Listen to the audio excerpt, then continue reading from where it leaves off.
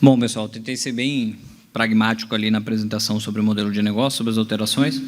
Acho que o importante aqui é a gente fazer o bate-papo. Então, dei mais um resumo, até para não chover no molhado, para muitos dos parceiros que já nos escutam há muito tempo e já fizeram alguns comitês com a gente, né? Então, acho que eu queria trazer uma pergunta aqui boa, e aí eu não vou começar, mas eu vou tentar trazer uma parte do risco ali da estrutura financeira e contábil para envolver o Vitor, e aí já está passando a bola depois para o Nicolas, tá?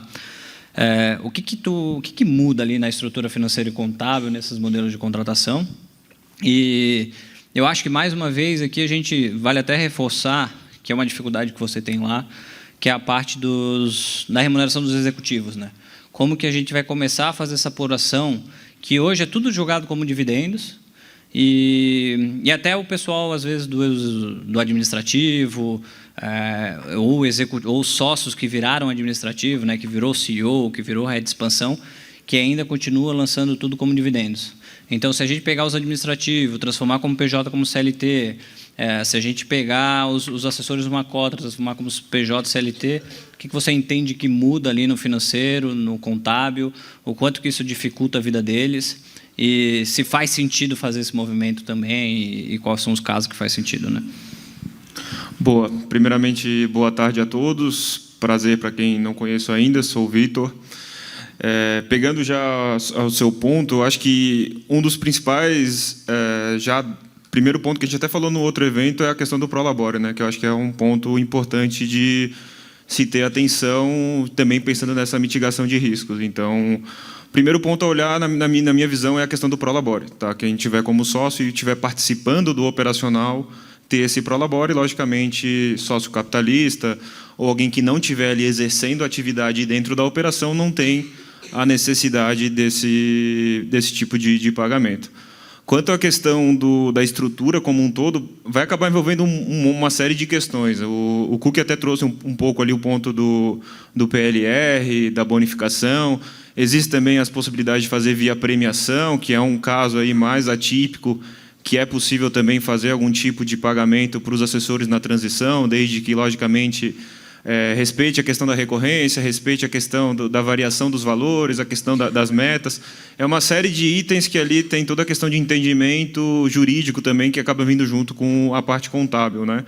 Mas a ideia sempre é que consiga cada vez mais fazer conversar o quê? O gerencial, o contábil e o jurídico. Então, acaba que, no final do dia, a forma como isso é lançado contabilmente pode ajudar ou atrapalhar o negócio no final do dia, né? Então, quando você vai lá e faz um pagamento de luva via distribuição de lucros ou faz algum tipo de operação via distribuição de lucros, eventualmente você tem aí um descasamento do que está sendo feito, e também isso em via de balanço e patrimônio, ele acaba tendo uma confusão, né? E tirando todo esse ponto aí um pouco mais gerencial e jurídico, também tem a questão do operacional do dia a dia. Então, se a gente for pensar, principalmente no caso de seletista, algumas operações já tem aí o seletista, às vezes muito na PJ2, né, que é o pessoal que faz administrativo, o pessoal que auxilia ali na operação. Mas o que envolve ali no final do dia, pensando em contábil, pensando em dia a dia? Desde benefícios, né, gestão de benefícios, gestão de hora extra, gestão do RH como um todo, que fica cada vez mais latente nesse sentido, e, num caso de sócio, é tudo muito mais simplificado, também por essa questão da distribuição. Então, algumas dessas questões de modelo que eu entendo que tem aí uma mudança, que a gente entende que tem aí um cuidado maior, já pontuando alguns dos principais pontos aqui para vocês. Nicolas, também, se puder colaborar um pouco com essa parte de carreira, mas o que a gente enxerga, em termos gerais, assim, já passando para vocês, é um pouco dessa mudança aí de operacional e também de questão cada vez mais alinhar gerencial, contábil e o jurídico do negócio. Boa tarde, tudo bom, pessoal? Então, eu sou o Nicolas, para quem não me conhece, né, head de consultoria aqui da WZ. Complementando o que o Vitor falou, né, acho que a partir de agora a gente começa a ter possibilidade de ter outros modelos, né? E essa possibilidade, ela é uma liberdade que vocês têm, mas é também uma responsabilidade de conseguir enquadrar esses profissionais no modelo que é correto para eles, né? Então, a gente pode ter uma contratação como o setor já faz, que é trazendo o assessor ali como uma cota, mas a gente tem a possibilidade do CLT e do PJ, então a gente tem que ter a preocupação de desenhar esses modelos de carreira que devem ser o mesmo modelo, só que com remunerações diferentes, né? Então, só trazendo um exemplo, Na WZ, a gente tem um modelo para remuneração dos executivos, né, que é o mesmo para todo mundo, só que ele, na prática, funciona diferente da forma contábil, como o Vitor estava colocando, para quem é sócio e para quem é CLT. Então, todo mundo segue o mesmo plano de carreira, só que para quem é sócio, isso vai sair, contabilmente, vai sair de um prolabore e uma distribuição de lucros, e para quem é CLT, sai de uma forma CLT. Então, a gente entende que deve ser encarado por vocês da mesma forma para fazer um plano de carreira para assessores. Vai ter um plano de carreira para um assessor que é sócio. A gente monta ali uma escada de comissionamento, por exemplo, né, mas tem as métricas que vão definir como que essa pessoa ganha, e é esse mesmo modelo que vai ser utilizado para uma contratação PJ ou CLT, o que vai mudar é a forma como essa pessoa recebe esse dinheiro. Então, o CLT ele funciona parecido com um gerente de banco, né, ele vai ter que receber um salário fixo e uma bonificação semestral, que pode estar atrelada à captação dele, pode estar atrelada à receita que ele gera, e o PJ tende a seguir um modelo parecido com o do sócio, só que ele tem um custo adicional ali, ele vai ser tritributado, né? Ele vai ter mais uma tributação ali na cadeia, que pode ser uma escolha do escritório repassar isso ou não para aquele assessor. Mas, de toda forma, acho que o ponto principal é ter esse modelo desenhado, né, para os 3 tipos diferentes de contratação, e vocês terem a diligência de fazer essas contratações já pensando no modelo, né? Então, a partir de agora, vocês devem analisar, como o Felipe mostrou, um fluxo de contratação que tem que diferenciar esse profissional com base na carteira dele, pelo menos com base na carteira, né? Então, se ele é um profissional com pouca carteira ou nenhuma, ele deveria entrar no modelo CLT para vocês buscarem mitigar o risco, vocês podem ter, né, um risco trabalhista com esse profissional, e, obviamente, vai ser sempre uma avaliação de trade-off, né? A partir de agora, vocês vão ter que sempre fazer uma avaliação de trade-off, que é ou aumento o meu custo ou aumento o meu risco, né? Como é que eu equilibro essas duas coisas? Se eu contratar via CLT, a princípio diminuo o meu risco, mas tem um custo maior. Se eu contratar via PJ ou colocar ele como uma cota, o custo de vocês tende a ser menor, só que o risco também é maior. Então, fazer essa separação na hora da contratação e traçar esse plano para cada tipo de profissional, acho que é um ponto importante que já... Isso sim muda no D0, né? Vocês devem começar a dar atenção para isso logo. Acho que um ponto legal de ponderar também nessa linha que o Nicolas está comentando é o fato de quem está como CLT ter a remuneração e ter comissionamento eventualmente, né? O risco que isso também tem, questão de valores monetários, quando esse profissional tem uma comissão muito alta, né? Pensa, é uma lógica igual de qualquer vendedor, né? Então, você vai ter, digamos lá, um salário fixo, né? Que vai ser um salário em folha, basicamente, e pode ter uma comissão que pode ser bem alta ali no mês a mês, né? Essa comissão vai ter todos os encargos ali junto, nesse caso. Então, por isso que é legal entender, eventualmente, esses assessores mais representativos, ter outros caminhos aí para trabalhar com eles, ou pensar em outros modelos, e aí voltando de novo ali, via bonificação, via PLR, via premiação, aí vai depender do cenário, tamanho da assessoria, ou como é que vai enquadrar aí cada cenário. Boa. Eu queria só fazer alguns adendos aqui para os comentários dos dois. Eles já até responderam várias das perguntas que estão aqui atrás também. Acho que o Nicolas falou um pouquinho do modelo da WZ. Queria falar um pouquinho mais sobre isso, que a gente vê, às vezes, muito escritório que tenta fazer o seguinte, né? Pô, eu quero fazer um modelo para CLT, PJ e sócio. E o que a gente gosta de reforçar aqui, que foi o que o Nicolas comentou, que é como se fosse o modelo da WZ, né? Então, por exemplo, o meu modelo de remuneração é igual ao modelo de remuneração do Vitor, que é igual ao modelo de negócio do modelo de remuneração do Nicolas e de todo mundo da WZ. Eu sou sócio, eu recebo parte da minha remuneração como prolabore, parte como dividendos. Outras pessoas que estão como CLT têm o mesmo modelo que eu, só que elas recebem parte como salário, parte como bônus. O vínculo é diferente, mas o modelo de remuneração é o mesmo. Perfeito? Salário mais bônus, porque todo mundo ali é executivo dentro da WZ. O comercial tem um modelo de remuneração diferente. Todos os modelos comerciais, em tese, deveriam ser iguais. Às vezes, eu vou ter dentro do comercial um sócio e um comercial não sócio. O vínculo desse comercial é diferente. Tem ganhos em ser sócio, ganhar via dividendos, você não paga a parte de tributação, que foi o que a gente comentou, da parte de você ter o sócio hoje uma cota, ele tem todos os benefícios e não tem nenhum risco, né? Desculpa, em relação a ter uma cota. Então, vocês sócios agora precisam ter também mais pulso firme sobre essa situação. Mais pulso firme sobre, exemplo, o caso que teve. Pô, se eu fizer uma proposta para uma pessoa que tem uma cota, ela não quer subir, você precisa ser pulso firme e falar, pô, então você vai virar CLT ou PJ, eu vou ter que te tirar. Sabe aquele modelo que a gente tinha no mercado de assessoria, onde quanto mais assessor, melhor? Sabe? Aquele ponto, tipo assim, bota todo mundo como uma cota, por quê? Porque está cadeira sobrando, eu fiz um escritório para 25, eu tenho 18 assessores, então tem 7 cadeiras sobrando. Bota qualquer um aí que se ele gerar R$50 a mais para a empresa, ótimo. Agora, não é mais assim. R$50 a mais para a empresa é um risco a mais para a empresa. E o reloginho de risco ele só aumenta, né? Ele só vai girando. E esse risco, mais uma vez, é sobre a média da remuneração, como a gente respondeu o Max. Então, não importa se o assessor está ganhando um pouquinho, sabe? Então, o grande ponto dessa parte do modelo de negócio é vocês entenderem significativamente esse ponto da empresa que fica contratando um monte de assessor, formando lá e deixando que ele gere... Se ele gerar R$200 no mês, ótimo, beleza. Não é assim. A partir de agora, você tem que olhar qual assessor está gerando margem aqui dentro desse negócio. Qual assessor faz sentido eu ter aqui dentro também. Essa é a análise de uma empresa que contrata via CLT e via PJ.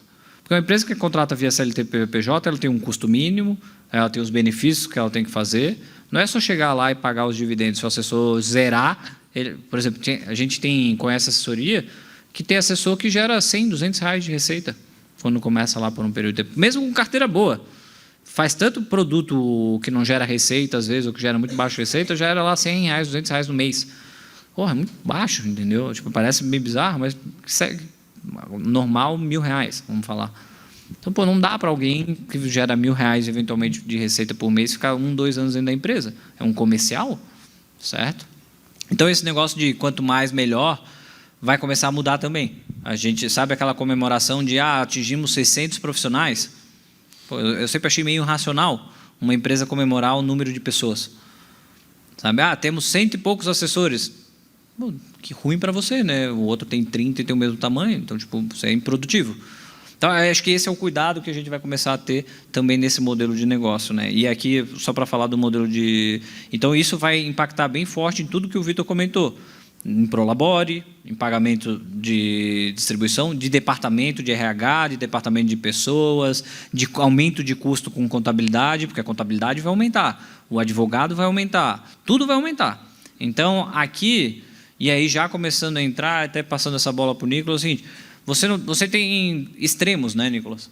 Você pode decidir como um plano de ação, e aí voltando lá para o painel anterior e tentando trazer para cá, transformar todo mundo como sócio, que é um extremo. Então, eu pego todo mundo e transformo todo mundo como sócio. Ou seja, eu zero o risco trabalhista, né? Porque as pessoas, todo mundo comprou cota, basicamente, e trato todo mundo como sócio, né? Como a gente falou, paga pro labore, dou a distribuição proporcional, dou acesso à sociedade. Ou eu pego todo mundo e transformo como CLT.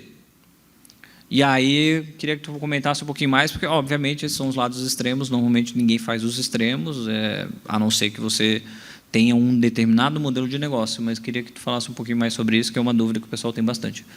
Como é que é a sugestão, o que é a ser analisado, né? Boa, isso vai na linha do que eu estava falando ali do trade-off, né? Então, se você vai para os extremos, você pode eliminar um dos custos ou do passivo, né? Então, é sempre a questão de aumentar o teu custo ou estar assumindo o risco trabalhista ali, que foi o que o Felipe trouxe, né? Chega a mais de 60% do valuation do setor e para algumas assessorias que a gente fez a conta até mais. Então, assim, vocês já sabem quais são os assessores que são uma cota e provavelmente já está no radar de vocês há algum tempo. Os assessores que estão ali, não estão performando, já estão considerando tirar eles do escritório, e aqueles que vocês já estão considerando subir. Então, esses são os extremos que a gente entende que é mais fácil endereçar, né? Para esses que estão na ponta de baixo ali, ou transforma em CLT, ou se vocês entenderem que o custo dele não faz sentido, é tirar. E o outro que já está performando é talvez formalizar a transição dele para sócio de fato, que é configurar ele como sócio, todos os pontos que a gente já tratou aqui, ter a transação financeira pela cota, pagar um prolabore, trazer transparência, etc. E aí, no fim, vocês vão ficar com um miolo ali de assessores que vocês não vão saber muito bem o que fazer. E aí, para esses, é importante analisar o caso a caso e traçar um plano de transição, como o Felipe também já comentou, fazer uma reunião de conselho, formalizar um plano, inclusive mencionando as pessoas, e qual que é esse plano de transição, né? Talvez passo ele para uma PJ, deixo ele em 6 meses nesse modelo, já coloco algum tipo de bonificação no final desse período que vai fazer com que ele possa comprar cotas e se tornar sócio no final, algo nesse sentido. Então, tem que analisar esses casos, acho que os extremos ficam um pouco mais fáceis de trabalhar, mas sempre vão ter alguns assessores que a nossa sugestão é que vocês analisem eles nesse formato. Boa. Eu acho que aqui, Vitor, tu também comentou sobre uma parte, que é a parte do pagamento de luvas via distribuição de lucros, né? A gente vê até alguns escritórios, quando a gente assume a contabilidade, isso a Bruna quase morre do coração quando vê, né, Bruna? Que é o escritório que adianta pagamento de dividendos antes mesmo do sócio, do assessor entrar no contrato social. Ou seja, eu estou pagando dividendos para alguém que nem entrou dentro da empresa como um adiantamento, e é isso para lançar contabilmente, é uma loucura. Cara, e como que isso vai funcionar agora, né? Pô, a gente vai ter que continuar... A gente vai continuar pagando luvas para esse pessoal vir para cá. Então, como é que isso vai acontecer no modelo de PJ? Como é que você vê isso acontecendo para ser atrativo? E como é que eu vou fazer... óbvio que com uma cota continua da mesma forma, né? Pessoal, esperem entrar no contrato social para pagar o dividendos, né? O adiantamento do dividendos ali. Tem que ser sócio, né, para você pagar dividendos. Não vai me pagar o sócio antes mesmo dele entrar no contrato social, dele assinar um contrato ali com você. Mas e como é que você vê essa parte do PJ, do CLT, os encargos? Fala um pouquinho mais para o pessoal entender. E, mais uma vez aqui, aquele negócio de o partnership vai começar a ser cada vez mais atrativo, né? Então, você ter um partnership bem estruturado e mostrar os seus benefícios do seu partnership versus do outro escritório, com diferenciais, e não só as cláusulas padrões lá, vai ser cada vez mais importante. Boa. No final do dia, tudo acaba impactando até em balanço, né? Então, eu acho que acaba que tudo combina de ter, eventualmente, um balanço sujo, que a gente chama, um balanço com vários problemas ali que precisam ser tratados. E, eventualmente, a gente até pega isso, quando a gente vai olhar ali, a gente faz toda uma análise de passivo fiscal, trabalhista, dentro dos balanços e acompanha o que foi feito pela contabilidade anterior e entende. E acaba acontecendo de ver alguns problemas ali de lançamento. E, geralmente, alguma falta de alinhamento ou entendimento, ou esse caso que o Felipe falou, de tentar dar alguma volta para ter menos imposto, e isso gera aí um resíduo que tem que ser tratado em algum momento. O que é o problema aqui, né? O problema é um sócio investidor, algum sócio capitalista, depois olhando esse balanço, ou olhando esses balancetes para entrar na empresa, cara, ele vai querer entender o que está acontecendo ali, né? Então, alguns exemplos que eu cito aqui para vocês, né? Então, às vezes, um caixa ali, um caixa gerencial que não sabe o que exatamente é aquele caixa, ou, eventualmente, esses pagamentos que foram feitos para sócios que não eram sócios, e aí estão lá como se fosse um mútuo para uma pessoa, e aí você não consegue explicar o que é aquele mútuo, e aí esse dinheiro vai voltar, não vai voltar, como é que vai ser tratado, o que vai ser feito com esse lançamento. Então, tudo isso, às vezes a gente pergunta, inclusive, para o empreendedor, né, para o gestor da empresa, e ele não sabe explicar o que foi feito ali, né? Então, esse descasamento com o que a contabilidade estava fazendo. E a gente tem que ir lá, a gente fala com a contabilidade anterior, tenta entender, tenta ir realmente na minúcia para deixar cada vez mais coerente aquilo, pensando já nesses eventos. E quando você trabalha melhor isso daqui em diante, evita esses problemas lá na frente. Então, por exemplo, no caso de CLT, né? Então, vou pagar uma luva para ele. De pronto, ali já tem o imposto de renda, que é legal ter esse conhecimento, até porque os profissionais, no final do dia, também estão mal acostumados, né, de não ter esse desconto, esse abatimento, que geralmente já fica retido ali. Tá? Então, isso também pode impactar tanto de você ou ter que aumentar o bruto, né, e pagar um mais para ele ter aquele líquido o mesmo que ele esperava até lá atrás, ou você ter uma negociação ali e conversar com ele ali na ponta. E aí a gente traz muito uma analogia até de clube de futebol, né, nessa questão da luva e do ativo econômico, né, de você ter ali um intangível, que em tese é a carteira desse profissional, que você consegue trabalhar isso dentro de ativo econômico e ter ali o impairment e ficar vendo como se fosse uma depreciação com base no contrato desse profissional, né. Para a PJ, algo similar, logicamente, que é um contrato mais comercial entre partes, para fazer essa questão da luva, que aí, me corrija se eu estiver errado, seria algo muito parecido até com a questão da própria corretora com o escritório, pensando em um cenário aí de cascateando esse cenário para um profissional que está via PJ e teria ali exclusividade. Logicamente, a questão de balanço pode ser tratada diferente do que se fosse um caso CLT. Tá? Então, são alguns pontos que eu entendo aí que geram impacto, já gera impacto do para trás, né? Mas que já pode ser sendo corrigido e pensado daqui em diante para, pelo menos, não continuar acumulando o problema que geralmente não são soluções triviais para resolver. Tá? Envolve uma série de detalhes aí para, digamos, limpar, né, esse balanço, ou tratar, fazer as correções corretas. Geralmente tem aí a emissão de guias, de multas e detalhes para poder deixar isso redondo aí e ficar até mais fácil ali depois para o investidor, que é muito do que falou no primeiro painel ainda sobre fazer ali a fusão e entender, né, na diligência como é que está a empresa no final do dia. Aqui, eu acho que nessa parte de luvas, de clube de futebol e dividendos, acho que é importante entender, primeiro ponto aqui é que hoje, como tudo é pago como dividendos, Não fica nada registrado lá como luva, entendeu? Não tem nenhum ativo da empresa. A empresa, quando fala, mas eu estou fazendo um monte de investimento. Tá, onde é que está isso no teu balanço? E aí um sócio investidor que entra dentro da tua empresa vai olhar a tua empresa e fala assim, peraí, me mostra então, qual desse investimento, quanto que esse investimento vai gerar de retorno? Tu botou R$1 milhão aqui, beleza. Quando que isso aqui vai gerar retorno?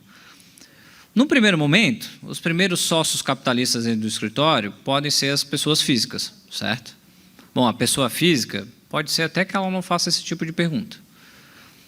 Pode ser que a corretora também não faça esse tipo de pergunta, porque a corretora, vamos e vemos, não está nem aí se o contábil está bem ou não está. Ela está preocupada com a tua receita, porque ela encerra o contábil e segue o jogo. Agora, um sócio capitalista de verdade, um fundo, alguém profissional, alguém que precisa fazer a due diligence correta, vai começar a olhar as coisas de forma correta. A gente se assusta quando a gente pega balanço contábil dos escritórios, a gente se assusta quando a gente pega financeiros dos escritórios. E não que a gente se assusta porque a gente fala o seguinte, não, porque está tudo muito ruim. Não, é porque vocês vão fazendo e vão deixando um histórico para trás, que até o Vitor e a Bruna volta e meia a gente para falar assim, peraí, a gente está resolvendo, o escritório contratou a gente em 2022 e a gente está resolvendo o passivo deles, da contabilidade deles de 2019. Cara, e faz parte do nosso trabalho. Óbvio que a gente alinha com vocês, alinha tudo que tem que ser feito, mas porque tem muita coisa errada que veio sendo carregado há muito tempo. Então, o papel de ir ajustando a empresa, ela, por mais nice to have que possa parecer, ter uma boa contabilidade, isso é significativo na hora de atrair um player, um sócio capitalista de bom tamanho para dentro da empresa. Perfeito, que é o que a gente estava falando agora nesse painel. Então, o modelo de negócio ele muda.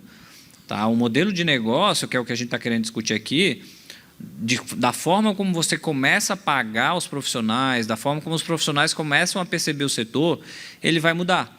Mas não vai ser da noite para o dia. Então, por isso que a gente está falando, não peguem o que a gente passou aqui e transformem os seus assessores de PJ CLT amanhã. Não, o mercado agora vai começar a se educar. A gente já fez um evento, a gente está no segundo evento, agora mais aprofundado sobre o tema. As corretoras ainda não estão sendo tão ativas para falar sobre isso. A gente ainda vai ver alguma outra coisa acontecendo no setor, mas você já precisa ter alguma coisa bem encaminhada. Encaminhada, mais uma vez, todo o plano de ação que a gente comentou lá atrás, todo o seu plano bem definido. Não dá para ficar esperando as coisas acontecerem ali passivamente. Tá? E aí, pegando essa parte de dividendos, erros contábeis, financeiros, uma das perguntas que a gente recebe dos fundos, tá? Então a gente vem conversando bastante com o fundo de private equity que está olhando para esse setor, e uma das perguntas que eles fazem para a gente é o que você olharia dentro do escritório se você fosse investir? Qual que é o principal ponto que você olharia se você fosse investir? Ou se tivesse um ponto para ser olhado? E aí queria fazer a pergunta para os dois também aí, para vocês me passarem o que você olharia, principalmente na parte financeira, e o Nicolas na parte de negócio. Bom, um ponto que, inclusive, já foi perguntado para a gente, né, que eu acho que o pessoal, quando vai olhar a empresa do diligence, quer entender, principalmente saída para sócios ali, entender como é que está sendo feito e qual que é a lógica do que está saindo para sócios, né? Então, esse é até um ponto que eu acabei não comentando, mas que às vezes acontece na operação. Acho que isso é meio comum até de algumas assessorias com problema de cartão de crédito, de ter crédito, a questão do KNAI, e às vezes tem a dificuldade de realmente ter essa opção, e às vezes o sócio vai lá e paga tudo na pessoa física e depois distribui via distribuição esses, digamos, reembolsos, né?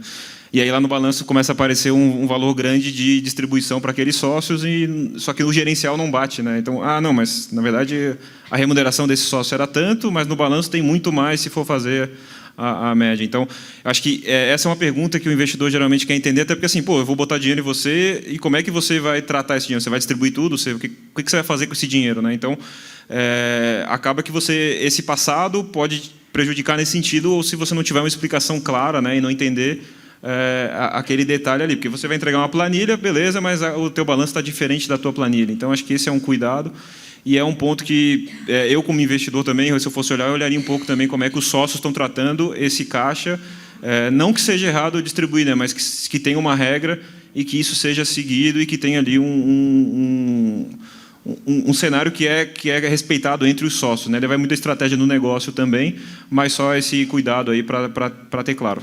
Aqui eu queria falar que eu acho que a regra alinhada com o discurso, né?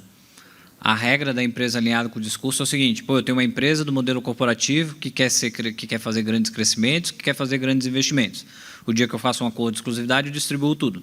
Como é que eu faço um modelo corporativo que, em tese, precisa ter... Eu aumento o custo fixo e precisa ter grandes investimentos para ter crescimento, mas eu distribuí o caixa que eu recebi para fazer esse crescimento, certo? Fico pensando se eu chegasse para o Patrick e falasse o seguinte: Patrick, todo o dinheiro que você colocou na Vex eu vou distribuir, tá bom? Sabe aquele total comp que eu te falei que tinha? Beleza, mas eu preciso dos dividendos. Pô, ele ia falar, não, na hora, não faz sentido nenhum. Eu acho que é mais ou menos esse ponto que a gente tenta passar para vocês. A hora que um sócio capitalista vier, que é o que o Vitor está querendo passar, é tipo assim: bom, sabe aquele dinheiro de exclusividade? Me justifica por que você distribuiu. E se eu botar dinheiro, por que você não vai distribuir de novo? E o que você vai fazer com esse dinheiro? Entendeu? Eu acho que é mais ou menos... Essa é uma das coisas que, sim, deveria ser olhado. Do seu lado, o que você acha? Bom, acho que do ponto de vista operacional, né, a gente sempre fala que o assessor, ele é talvez o cliente é o principal ativo, né, da assessoria, mas o segundo é o assessor. Todo mundo sabe disso, mas às vezes na prática não consegue implementar um modelo ali que reflita isso, né? Então, tem 2 pontos, né? O primeiro é o plano de carreira. Então, tem muitas assessorias que não têm um plano bem definido. A gente entende que você tem que ter um plano bem definido, transparente, o mais simples possível e que alinhe com as métricas que você quer desenvolver no teu escritório, né? Falando tanto de remuneração quanto de bonificação.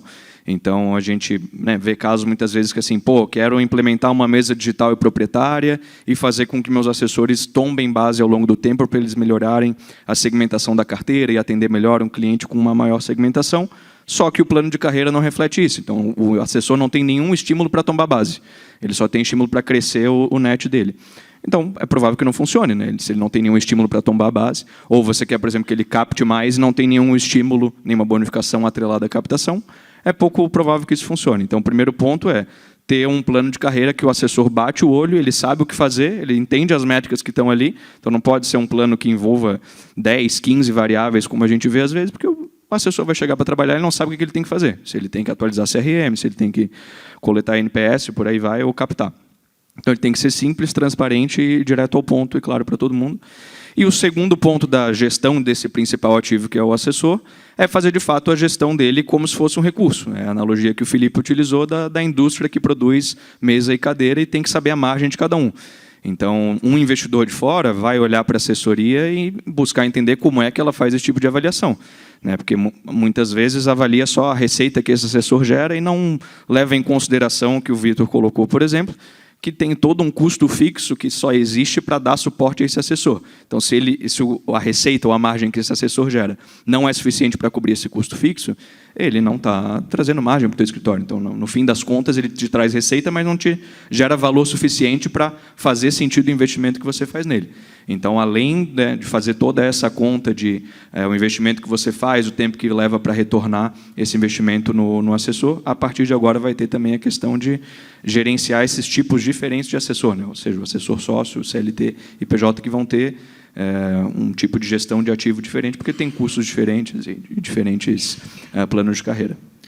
Aqui, só para também passar um pouquinho sobre esses 2 pontos, eu acho que eu gosto de olhar é o seguinte: quando a gente vai fazer análise da assessoria, principalmente se for falar qualquer coisa de sociedade, plano de carreira, da forma como ele é feito hoje no setor, que é o seguinte: todo mundo ganha o mesmo comissionamento. Ou o plano de carreira que é atrelado só a AUC, não gera nenhum estímulo do assessor cobrar o cliente também, sabe? Então, todo mundo, por exemplo, ganhar 50% no escritório, do assessor que está iniciando ao assessor private. Qual que é o ganho, então, de eu ser private? Qual é o ganho de eu só atender clientes privates dentro da empresa? Não existe. Então, eu gosto de dar o exemplo do cartão Black, né? O cartão Black é uma grande caracterização do símbolo personalité, do símbolo de alta renda no Brasil. Para você ter o cartão Black, sem anuidade, você não deveria ter tanto de investimento X lá no banco, você tem que ter as suas regras lá para seguir no banco. Senão, você vai ter uma consequência. Quer ser cobrado por isso, certo? A mesma coisa deveria ser por um cliente que quer ser atendido por um assessor alta renda e private. Então, o assessor deveria ter uma regra para ele passar essa regra para o cliente. Porque senão segue uma bola de neve que a gente sempre comenta, que é o cliente enrola o assessor, ou seja, o cliente fala que tem um potencial, abre uma conta lá, nunca traz esse potencial. fala para o assessor que vai trazer. O assessor enrola o gestor falando, esse cliente tem potencial, um dia ele vai trazer, e ele acaba nunca virando potencial também. Então, a gente vê que quando você começa a colocar essa regra, as coisas começam a andar. É cenoura à frente, cenoura atrás. A vida sempre tem que ser assim, tem que ter uma cenoura na frente e uma cenoura atrás. Se você ficar parado... Então, acho que o grande ponto que você tem que tomar cuidado é como que as coisas vão funcionar e qual que é esse plano de carreira que você tem que fazer. Perfeito. E aí, para finalizar essa parte do ROI, uma coisa que a gente vê bem comum nos escritórios é olhar só margem de contribuição. Margem de contribuição é receita menos custo variável, que são as comissões. Mais uma vez, por quê? Porque eu tenho um modelo de uma cota e nunca me gerou muito risco. Então, eu tinha um custo fixo, o custo fixo está dado, vou contratar o máximo que eu posso aqui e uma hora esse custo fixo se dilui. Quando? Vou rezar aqui para Deus que seja logo. Agora, ninguém fez rateio de custo fixo por profissional. Falar, quem aqui sabe dizer o custo administrativo por cabeça dentro da empresa? Quem aqui sabe falar o custo administrativo de pessoa por cabeça? O Tomás levantou a mão ali, sabe porque a gente passou para você. E aí... Estou brincando. E aí, eu acho que quem é que faz essa conta de DRE por profissional? Quem é que segue realmente a margem de lucro por profissional? Então, acho que essa é a importância de você fazer, para aí sim você conseguir alinhar isso com os contratos do jurídico, que é onde a gente vai ter o tempo que você já tem alinhado com esse profissional em relação às luvas, e aí você vai ter o ROI planejado desse profissional. Você vai falar, botei 1 milhão nesse profissional, então eu tenho a garantia via contrato que esse profissional vai ficar comigo 5 anos e que ele vai me gerar uma margem de tanto, e aí eu vou ter um retorno nesse investimento. Ninguém vai botar dinheiro no Neymar lá sem fazer a conta que o Neymar vai gerar retorno, vai vender tanto de camisa, tanto de patrocínio, vai trazer tantos ingressos, eu preciso fazer a conta, certo? Não vou lá contratar um monte de jogador. Na verdade, até no Brasil se faz muito isso, né? Mas daí acaba acontecendo o que acontece com os times de futebol hoje em dia.